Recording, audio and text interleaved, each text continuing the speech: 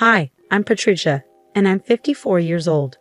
Some people might call me ordinary, but my sister-in-law thinks I'm privileged and don't understand what it's like for most people. Let me explain why. My husband Robert is also 54, and we both have full-time jobs.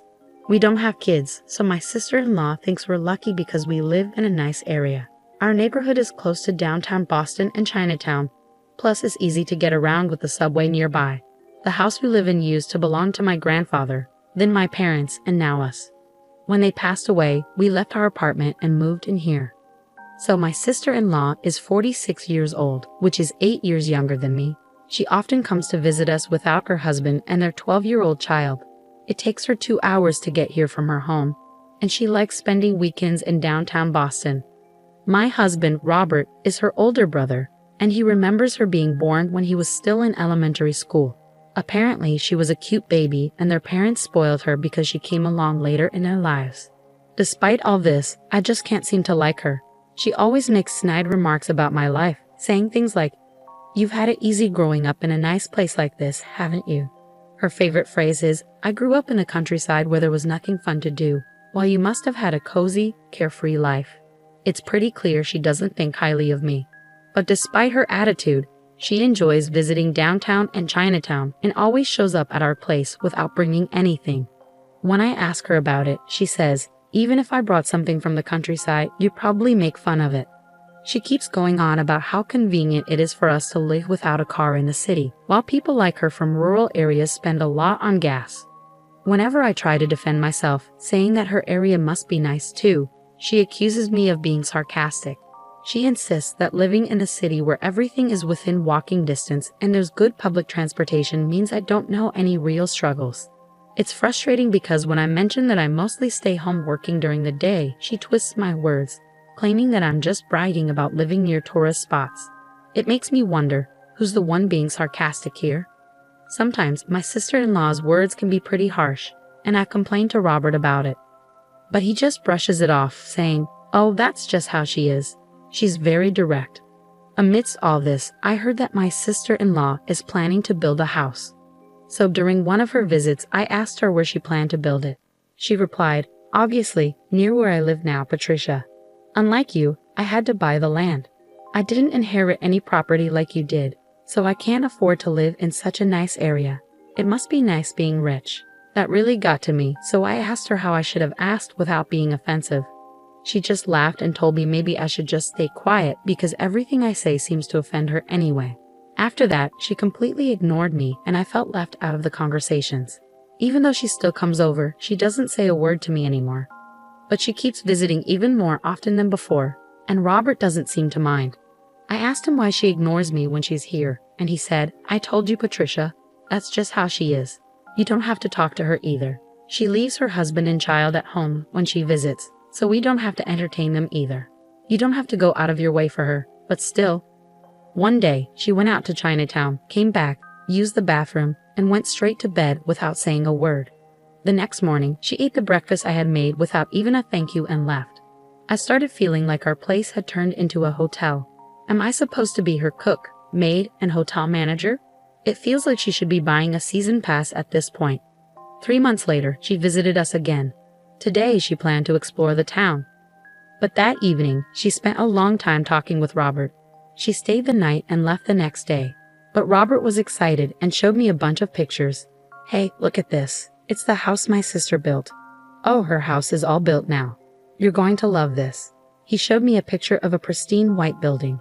Indeed, it looked newly built and was very pretty. "Isn't this amazing?" Robert enthusiastically showed me another picture. I tilted my head, puzzled. At first glance, it looked like a garage, but from looking at the mop in the picture, I could tell it wasn't big enough to fit a car. "Who is that?" "That's right. Isn't it amazing?" Robert exclaimed proudly and then shouted out, "It's a garage for a motorcycle, and it's custom made. My Harley can fit in here." "What?" I was completely stunned. "Wait, so you're saying this is your sister's house, right?" I couldn't quite wrap my head around it. "And you've been talking about swapping houses?" Caught off guard by this unexpected response and development, I was shocked. I dropped the plate that I was holding. "She's been saying that she likes this house's location for a while now. And I've been saying that I don't like how old this house is since it's been passed down from your family for generations, Robert explained. So she suggested, well, how about I build a new house here and we swap houses? So I had her build a special motorcycle garage there so I can park my Harley. Wait, huh? What? I was taken aback. He never discussed any of this with me. I don't want to leave this house. It's not like I have any particular feelings about her house. Actually, I can't even process it all yet. Robert started to get irritated, perhaps because he didn't expect my objection. As far as I'm concerned, his reaction was unexpected. What are you hesitating for? My sister and I have been discussing this for a while. So what? I was never included in any of those discussions. You guys have been ignoring me this whole time. Hey, think about this. It's a really good offer. Plus, there's a garage where I can keep my motorcycle. Wait, what about me? Well, you enjoy watching suspenseful shows, right? They have a TV in their house too. Robert really loves his motorcycle. His Harley Davidson means a lot to him.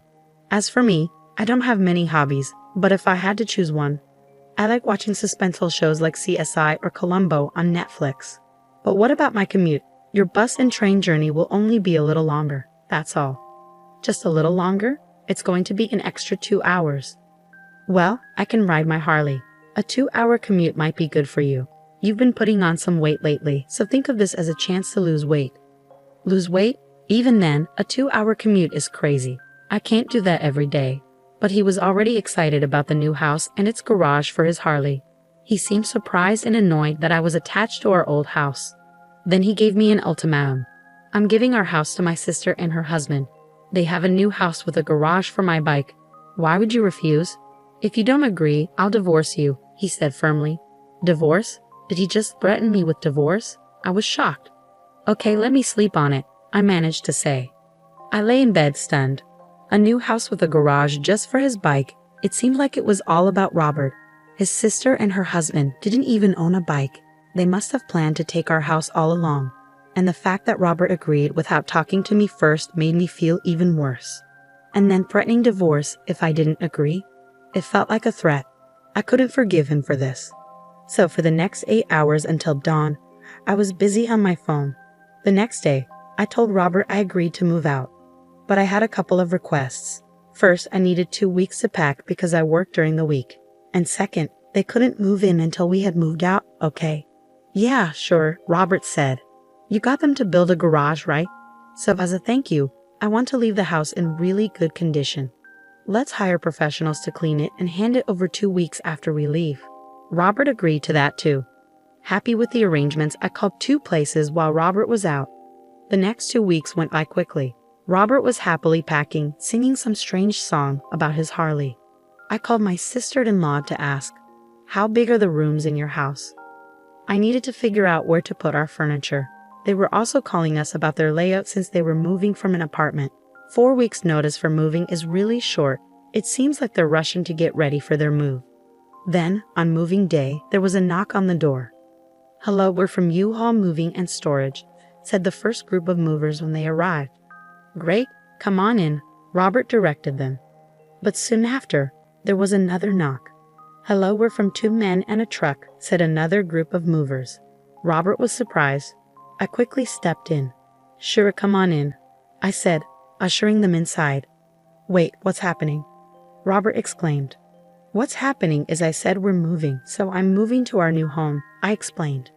Okay, everyone, the boxes with yellow tape are mine. Please bring those this way. The rest can go with U-Haul, I said quickly.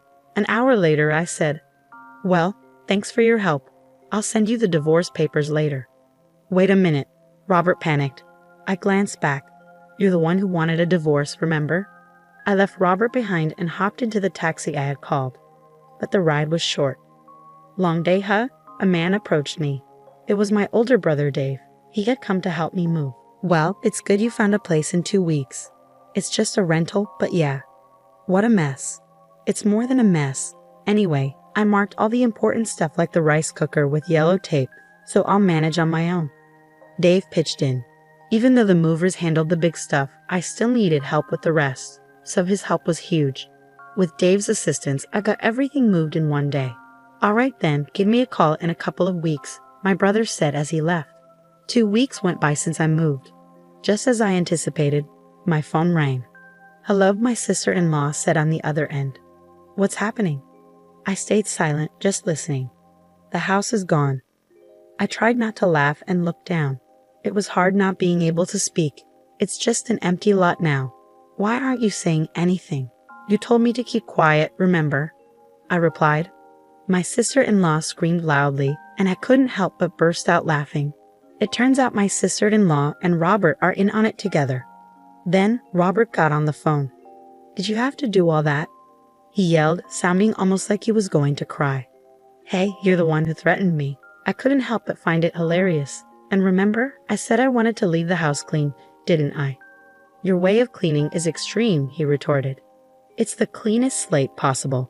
A chance for a fresh beginning, Robert said, clearly frustrated, his fists clenched. Anyway, come over so we can discuss this. There's nothing to discuss. If you don't come, I won't sign the divorce papers. Do you remember when I initially refused to leave the house? You threatened to divorce me. It's funny how fast you've changed your tune. Shut up. All right, I'll come to your place, but I'm too nervous to come alone, so I'll bring someone with me. I contacted my brother. Are you up for this? He replied, absolutely. He's always been dependable. Thank you all for gathering today. My sister-in-law's husband, whom I hadn't seen since the wedding, started, almost like it was another wedding ceremony. He seemed shy. My brother Dave, my husband, his sister, her husband, and I all sat around the table in my husband's new home. We couldn't have the kids with us, so they were in the next room. But the atmosphere in our room was tense. My sister-in-law had come in cheerful, but she was shocked to see an empty lot where the house used to be. Since they'd already given up their apartment, they couldn't go back in a hurry. So the movers brought all their stuff to my sister-in-law's new house. Now there were two of everything, 2 cabinets, 2 tables, making the space feel really cramped. Seeing everything doubled up was a shock. It felt like something you'd hear about in a TV broadcasting mishap. Why would you demolish the place? This is too much, Robert's sister exclaimed angrily. Robert joined in, yeah, just because my sister is easygoing and you're sensitive doesn't give you the right to do this to her. How could you sink so low? They were both yelling, but I couldn't help but laugh. I inherited that London house. It was originally my grandfather's, so I can do whatever I want with it. My husband defended himself. Then my brother added, basically, since Patricia inherited the London house, it's her individual property and doesn't count as marital assets. So you, as her husband, don't have the right to decide what happens to it or give it to your sister. Huh? What? My sister-in-law and husband were stunned by the unexpected revelation. Well, if you had told us that from the start, this could have been avoided. Robert tried to deflect blame. Classic Robert and Patricia, always in sync. So are we just blaming each other now? I thought silently. It's too late to object. My sister-in-law's husband sighed. You threatened me with divorce and told me not to talk to your sister. So I couldn't say anything. I finally spoke up. Patricia was threatened with divorce, and you wouldn't even let us talk to your sister. What choice did we have? Dave chimed in. So I decided to sell the property. The house was too big for me to live in alone anyway. The truth is, the day after I was threatened with divorce, I made 2 phone calls. One was to Dave, and the other was to a demolition company.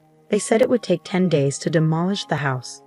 My sister-in-law lives about 2 hours away, so she wouldn't have had time to come here after getting short notice for the move.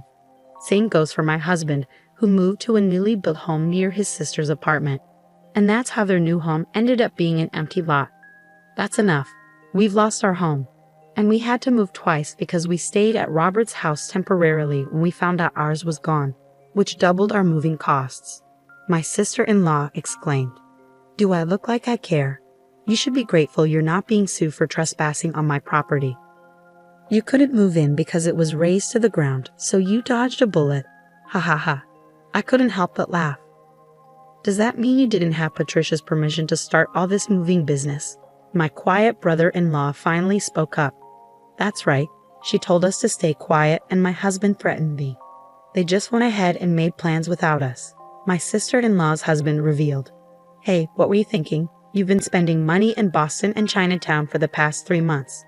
You left me and the kids while you went shopping, and now that you've decided to live there, you sold our car. We can't live without a car here. But this house only has a garage for a motorcycle. Do you realize how much trouble you've caused everyone in your family? My brother-in-law erupted in anger. What's wrong with you? My sister-in-law looked shaken. It seemed like she had never seen him this angry before. Patricia, my brother-in-law continued, this one here told me I'm going to take my brother's house and move. If you disagree, I'll divorce you. Can you believe it?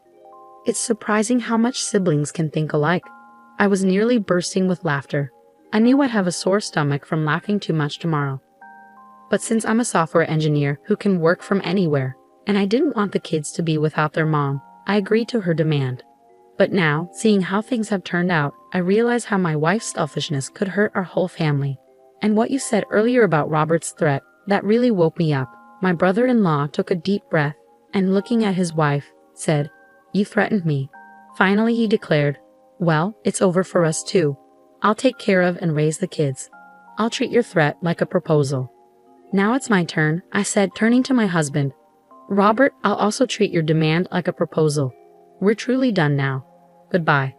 "Oh wait, if I lose the house, doesn't that change things?" Robert exclaimed. "Exactly.